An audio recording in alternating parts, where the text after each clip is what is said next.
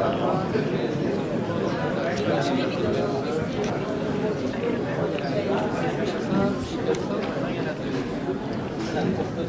bah oui, oui, non.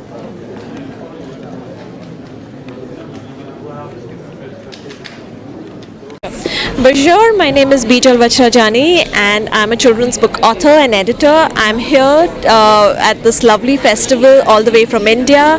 We're really excited that India is the guest of honor. For me, France and especially Paris has been a space which has always been about literature, and so I'm really glad that I'm here talking about my book. I write for children. My book is about climate change. It's called Savi and the Memory Keeper, and it's about a girl who loses her father and she finds herself moving to a new city where everything is changed. But suddenly her father's plants and this one big ficus tree starts talking to her.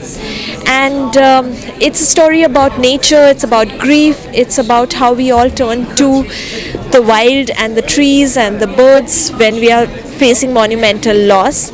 I mostly write about climate change, so most of my books do look at the way children interact with nature, the way they care about the future, and they reclaim their future through my stories. So, Savi and the Memory Keeper came from many things. We all turned inside when the COVID-19 pandemic hit us in 2020, and it made us think about our relationship with the outside world, and it made us crave the outside world.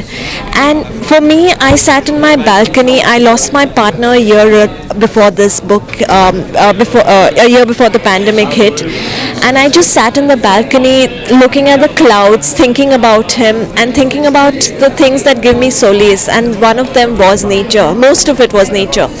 And that's when I started thinking about this girl who is dealing with this monumental loss, but she's also come across something beautiful, a tree that talks to her, that shares memories of the city that once was, the relationship that the tree shared with her father.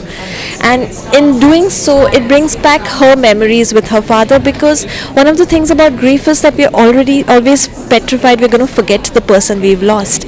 And so here Savi finds herself and her relationship with her dead father through this story.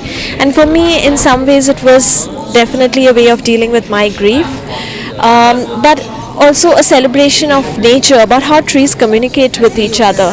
You look up and there's canopy shyness, that's science. You look down, trees are talking to each other, that's science.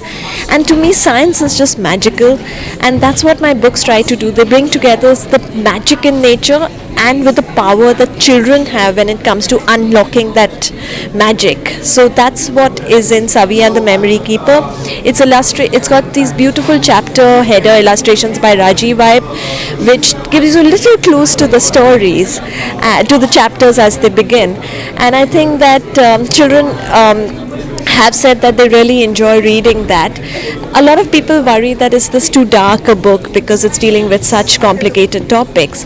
But the thing is that a friend's son read it twice, and he was just like, I found it more funny than sad, so which makes me kind of relieved, because I feel like we go through a lot of human emotions, and that's what this book tries to do. It tries to pack together everything while keeping the messaging on nature and our love for it. So, and can I show you a couple of pages from it?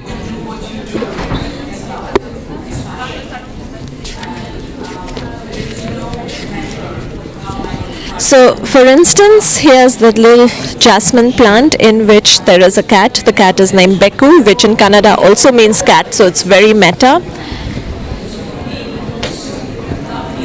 And then there are these little stories that Rajiv's put in. So it's the fig thinking about the wasp, and then another page there's the wasp thinking about the fig.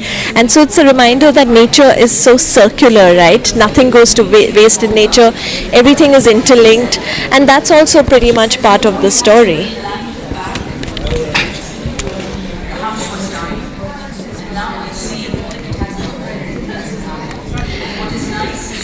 This is one of my absolute favorite illustrations. It shows these fungi that are talking to each other, and I came across this research by Dr. Susan Simard, who's a North American, who's a scientist, and she talked about how trees communicate with each other with the fungal network on their roots, and it's quite fascinating. For instance, trees let other trees of their kind grow. If a tree is dying, she will let her nutrients pass on to other trees. So to me, trees are giving trees, and the more you can write about them, the less it is, because there's just so much to be said about them.